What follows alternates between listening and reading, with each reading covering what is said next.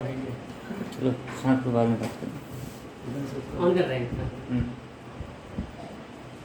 हाँ तो बच्चों, लास्ट लेक्चर में हम लोगों ने जो है कुछ प्रॉब्लम्स की थी जो कि स्पीड और टाइम डिस्टेंस से रिलेट थी, ठीक है। और कल आप लोगों की क्लास नहीं हो पाई थी, कुछ टेक्निकल इश्यूज थे और कुछ समय काम भी पड़ गया था, ठीक है। तो कल क्लास नहीं हुई, उसके लिए सॉरी, कल की क्लास स्किप हो गई। और अब आज से जो है हमने सोचा है कि एनसीईआरटी पहले हम कंप्लीट आप लोगों की कराएंगे, ठीक है, एक सीरियल से पूरे, उसके बाद हम लोग आगे बढ़ेंगे। लेकिन चैप्टर नंबर 3 जैसे चल रहा था तो उसको हम कंटिन्यू रखेंगे, ठीक है। लेकिन अब हम एनसीईआरटी से ही कंटिन्यू रखेंगे और जो जो टॉपिक छूटा था वो इससे पहले हम कवर कराएंगे, ठीक है। तो हम लोग स्पीड डिस्टेंस वाले प्रॉब्लम कर रहे थे। तो एक्सरसाइज जो 3.6 है आपकी एनसीईआरटी की, उस 3.6 के अंदर जो है एक क्वेश्चन नंबर 2 का थर्ड पार्ट है। क्वेश्चन नंबर 2 का थर्ड पार्ट, 2 का थर्ड पार्ट है ये 3.6 एक्सरसाइज है एनसीईआरटी बुक की, ठीक है। क्वेश्चन लिखा है कि Roohi travel 300 kilometre to her home partly by train and partly by bus, ठीक है। लिखा हुआ है कि रूही ट्रेवल्स 300 किलोमीटर। क्वेश्चन हम नहीं नोट कर रहे हैं, हम उम्मीद करते हैं कि सबके पास एनसीईआरटी की बुक होगी। इसके पहले हम आरडी शर्मा से लगा रहे थे, इसलिए हम क्वेश्चन यहाँ नोट कर देते, ठीक है। लिखा है कि Roohi travel 300 kilometre to her home partly by train and partly by bus. Roohi जो है 300 किलोमीटर की दूरी को तय करती है, कुछ दूरी वो ट्रेन से जाती है और कुछ दूरी वो बस से जाती है। She takes 4 hour if she travel 60 kilometre by train. कह रहा है कि अगर वो ट्रेन, उसको 4 घंटे लगते हैं अगर वो 60 किलोमीटर जो है वो ट्रेन से चलती है और बाकी की जो बची हुई दूरी वो बस से तय करती है। यानी बची कितनी, अगर टोटल 300 है तो 240 किलोमीटर डिस्टेंस अभी हमारे पास रिमेनिंग बची। यानी 60 किलोमीटर अगर वो ट्रेन से जाए और 240 किलोमीटर अगर वो बस से जाती है तो उसको जो है कितना लगता है, 4 आवर लगता है।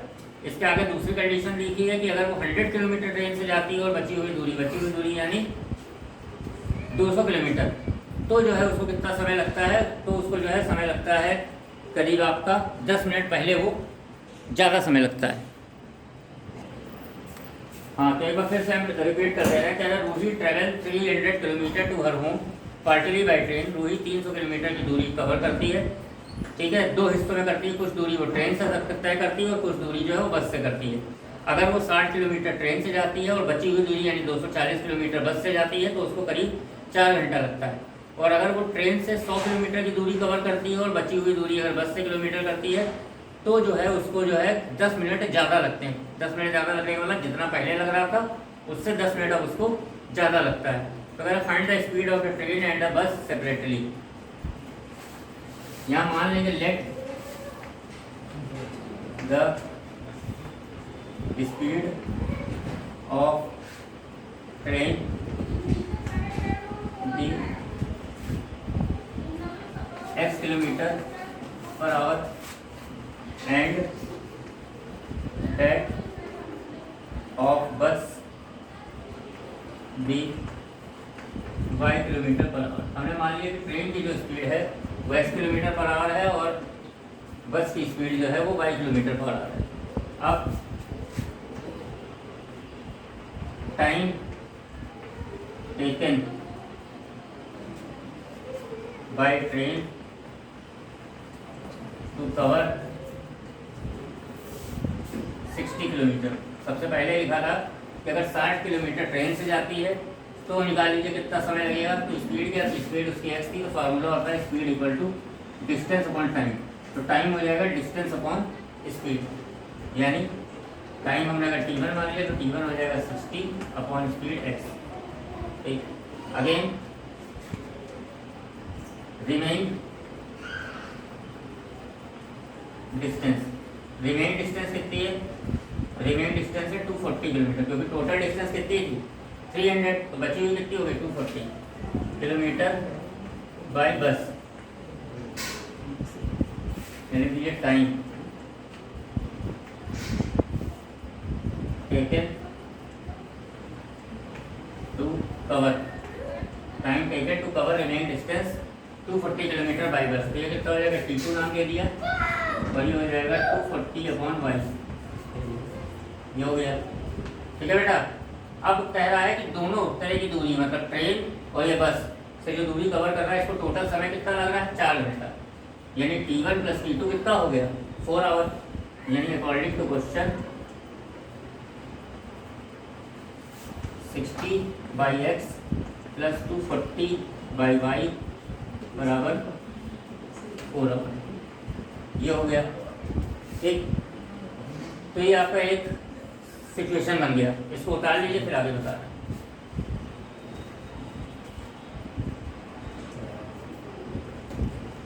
अब देखिए ये हो गया पहली इक्वेशन, इसको इक्वेशन फर्स्ट मान लिया। इसके बाद आगे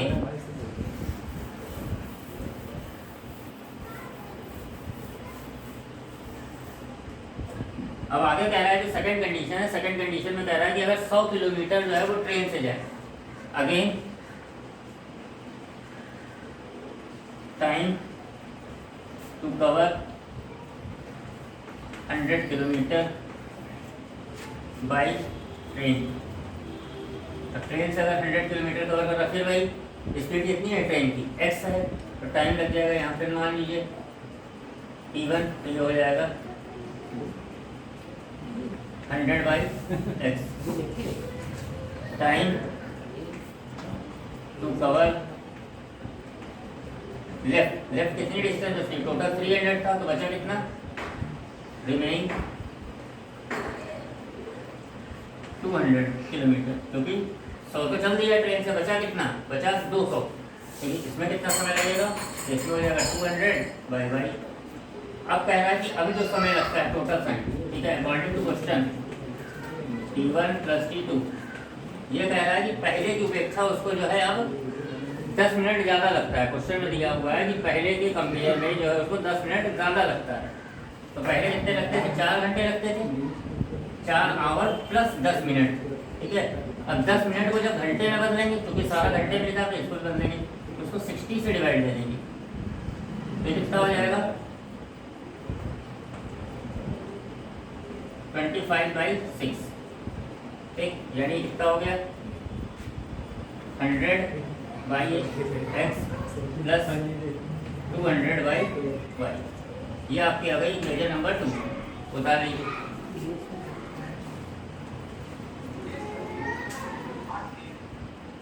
कर दो आगे अब इन दोनों इक्वेशन को सॉल्व करना है, ठीक है। क्या लिखेंगे, अब देखिए इन दोनों को सॉल्व करना है, तो दोनों को सॉल्व करने के लिए सबसे पहले ये अपने आप में पूरा क्वेश्चन होता है इन दोनों इक्वेशन को। तो कभी भी किसी इक्वेशन में जैसे अपॉन में x या अपॉन में y लिखा है, तो इसको क्या करते हैं सॉल्व करने के लिए, जो 1/x इसको मान लेंगे u, और 1 जो y लिखा है उसको मान लेंगे v। जैसे यहाँ पे अपॉन में x है, यहाँ भी अपॉन में y है, यहाँ अपॉन में x, यहाँ, तो इसको मानेंगे क्या, हम मानेंगे let 1/x equal to u, 1/y equal to v। यहाँ रख दीजिए, तो हो जाएगा पहली इक्वेशन हो जाएगा 60u plus 240v equal to हो जाएगा 4। अच्छा, दोनों में कितना कॉमन है, दोनों में 4 कॉमन है, 4 कॉमन ले लेंगे तो कितना हो जाएगा, ये हो जाएगा 15u, 15 4 का, और ये हो जाएगा 60v, तो यहाँ हो जाएगा 1। इसको मान लीजिए इक्वेशन नंबर 2। इसी तरह दूसरा वाला ये जो लिखा था, ये कितना हो जाएगा, ये हो जाएगा आपका 100u plus 200v equal to 25/6, 25/6। अब यहाँ क्या हो जाएगा, कितना कॉमन है यहाँ पे, 25 कॉमन है, तो 25 कॉमन लेंगे, ये हो जाएगा 4u plus 8v equal to 1/6। ये हो गया इक्वेशन नंबर 3। अब हमको 2 और 3 को सॉल्व करना है, तो 2 और 3 को सॉल्व करने के लिए हम कौन सा मेथड लगाएंगे, इक्वेटिंग द कोफिशिएंट। हम क्या करेंगे, यहाँ जो u का कोफिशिएंट उससे नीचे मल्टीप्लाई कर देंगे, और जो नीचे है उससे ऊपर कर देंगे। तो यानी इस वाली इक्वेशन को हम 4 से मल्टीप्लाई कर रहे हैं, 4 से मल्टीप्लाई करेंगे तो हो जाएगा 60u, यहाँ करेंगे तो हो जाएगा 240v, तो हो जाएगा 4।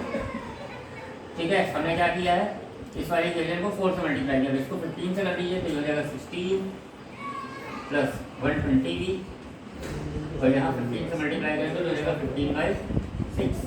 अब क्या करते हैं, जब साइन सेम होते हैं तो सब्ट्रैक्ट कर देते हैं, सब्ट्रैक्ट कर दिया, ये और ये कैंसिल, हो जाएगा 120v इक्वल टू, ये हो गया 4 माइनस 15/6, एलसीएम लेंगे 6 4 है 24, 24 में से 15 गया 9, ये हो गया 9/6। अब ये हो गया v बराबर 9/120 इंटू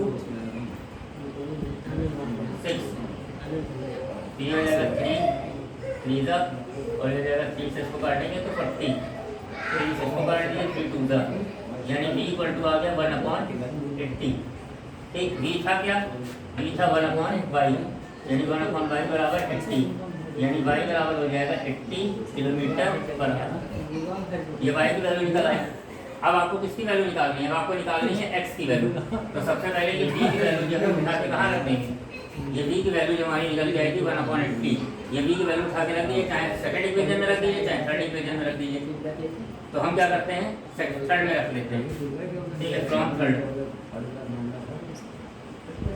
यहाँ रखेंगे तो 4u प्लस 8v, v की वैल्यू था 1/80 बराबर था 1/6, 8 10 जा। ठीक है, ये हो जाएगा 4u 1/6 माइनस 1/10। सॉल्व कर लीजिए, एलसीएम ले लीजिए तो कितना हो जाएगा 10 माइनस 6 यानी 4/60, ये हो गया 4u, 4 से 4 कैंसिल हो गया। अब कितना आ जाएगा, u बराबर आ गया 1/60, तो u कितना माना था हमने 1/x, यानी 1/60, यानी x बराबर 60 किलोमीटर पर आवर। ऐसे करके ये क्वेश्चन लगेगा और ये बहुत इंपॉर्टेंट क्वेश्चन है। ठीक है, उतार लीजिए।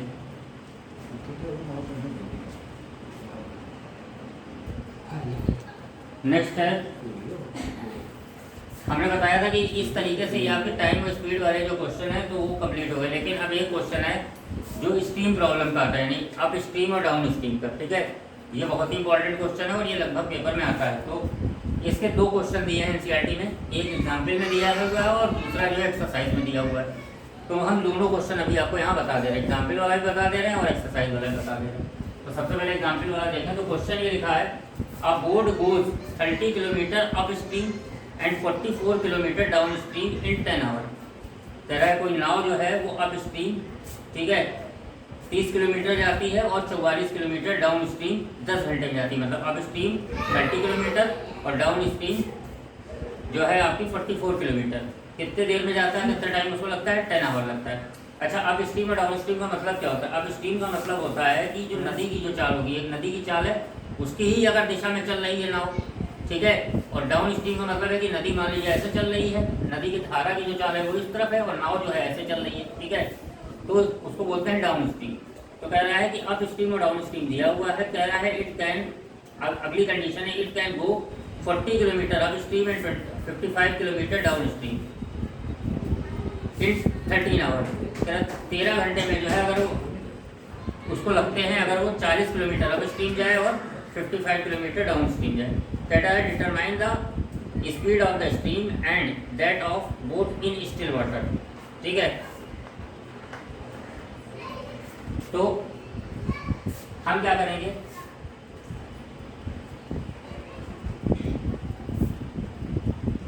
हम यहाँ लिखेंगे speed of boat in still water be x kilometre per our.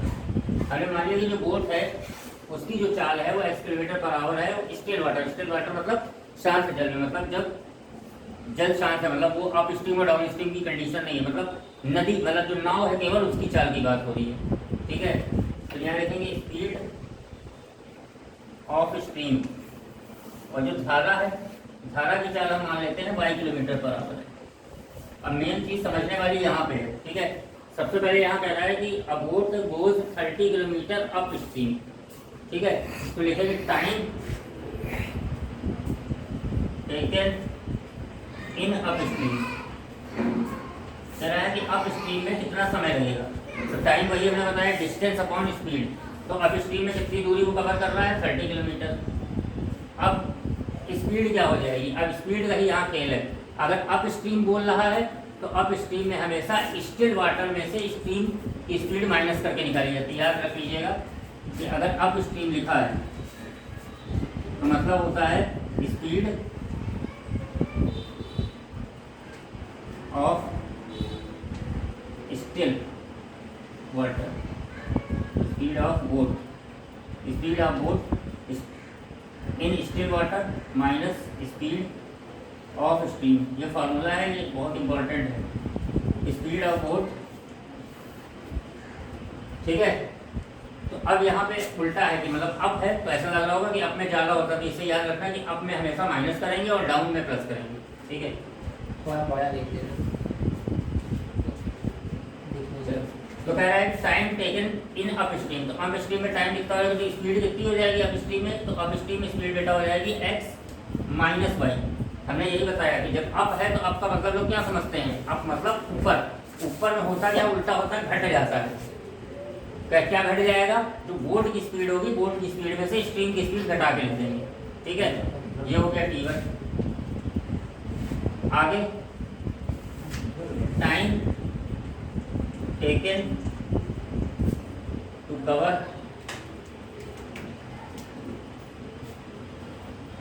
Down stream, एक time taken to cover distance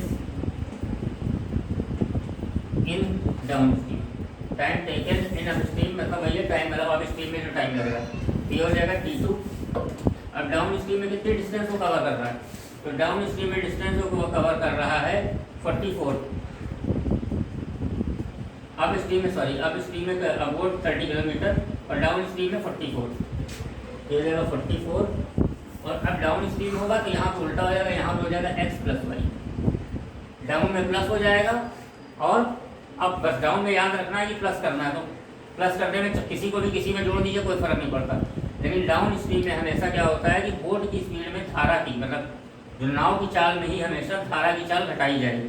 उल्टा ना कर दीजिएगा कि धारा में नाव घटा दे तो गलत हो जाएगा। ठीक है, अब कह रहा है कि दोनों सिनेरियो में जो है उसको जो समय लगता है वो टोटल 13 घंटे लगता है, मतलब t1 प्लस t2 बराबर 13।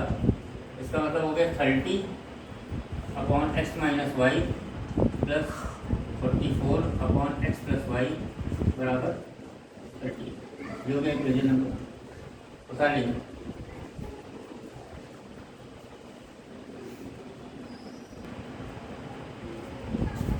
ये 10 था पहले वाले क्वेश्चन में। ठीक है, मतलब पहली कंडीशन। इसके बाद आगे कह रहा है कि इन 13 hour it can go 40 kilometre up stream. Again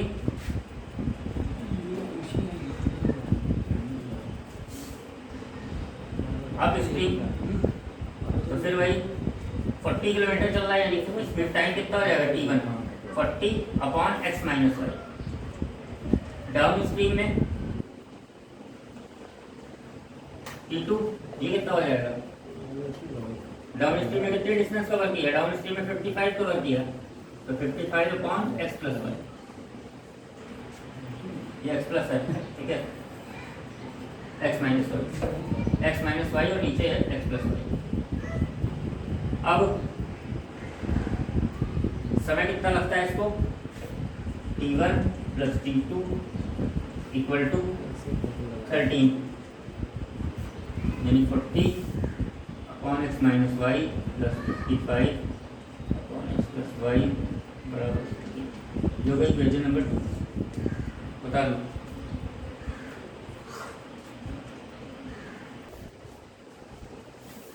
आगे देखिए,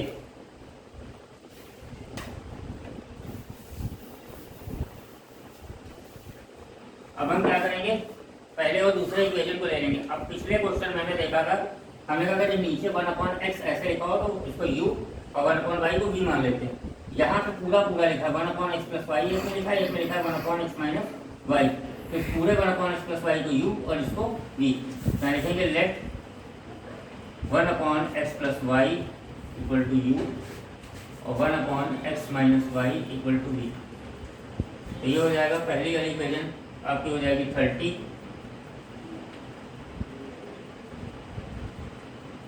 x माइनस वाई को मान लीजिए u, इसको मान लीजिए, तो ये हो जाएगा 30 u plus 44v equal to 10।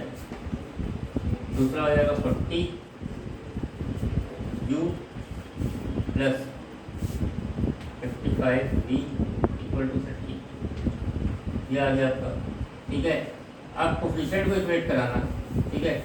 तो इक्वेट कराने के लिए वही तरीका है कि अगर ऊपर कुछ कॉमन है तो कॉमन लेके दोनों तरफ कट कर दीजिए।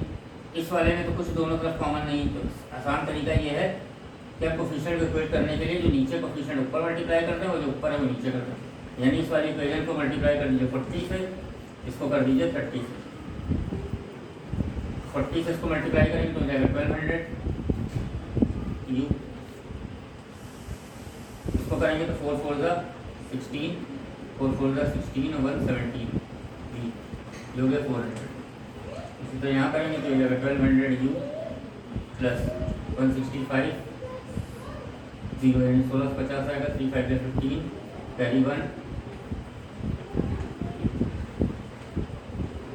सब्ट्रैक्ट कर दीजिए।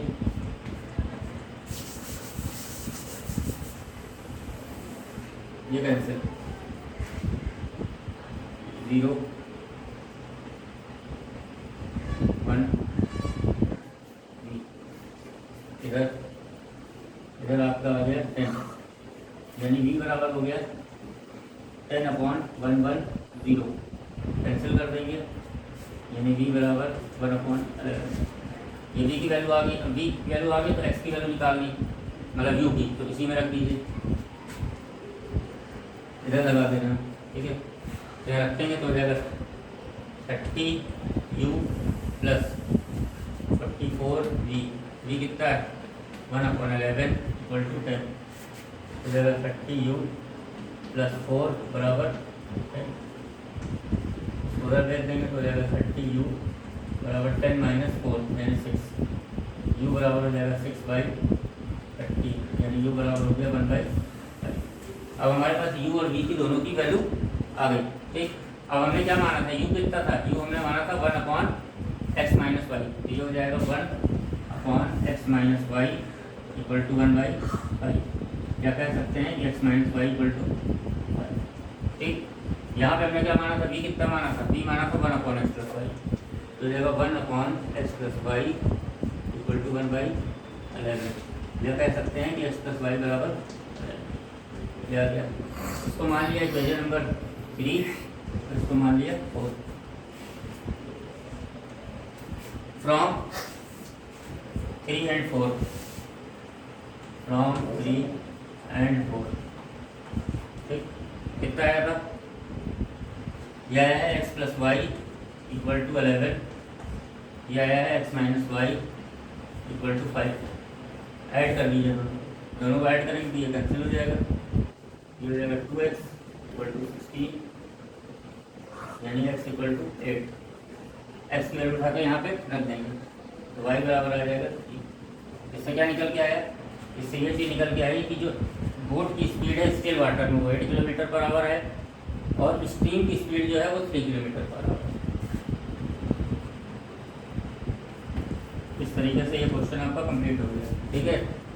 और ये बहुत इंपॉर्टेंट क्वेश्चन है, ठीक है। और ये 6 मार्क्स का आएगा पेपर में, ठीक है, और कंफर्म आएगा। अब इसी तरह का क्वेश्चन एक्सरसाइज में भी लिखा हुआ है 3.6 में, उसको आप लोग प्रैक्टिस करिएगा। नहीं आएगा तो कल के लेक्चर में हम बताएंगे। बाकी कुछ हम मिसलीनियस वर्ड प्रॉब्लम रह गई है, ठीक है, तो वो हम कल करवा देंगे। उसके अलावा फिर कुछ प्रॉब्लम्स हैं, जैसे इस तरह के जो क्वेश्चन, जैसे ये इक्वेशन यहाँ बन गई थी 1/x minus y x plus y वाली, इस तरह के कुछ क्वेश्चन हैं, इनको करा के यानी परसों या नरसों ये चैप्टर जो है आपका फिनिश हो जाएगा। फिर चैप्टर नंबर 4 NCERT से पूरा विधिवत पढ़ाया जाएगा, एक्सरसाइज, ठीक है, पहली दूसरी तीसरी लगातार ऐसे ही चलता रहेगा, ठीक है। क्वेश्चन आप लोग अपना पूछते रहिए और बाकी वीडियो जो है ये आपको शाम को मिल जाएगा। ये जो हमने पढ़ाया है शाम को वीडियो 6-7 बजे तक आपके मोबाइल होगा, आप इसको देख लीजिएगा, ठीक है। बाकी चैनल को बच्चों तक इसी तरह आगे बढ़ाइए, ठीक। बाकी कल मिलते हैं, बाय।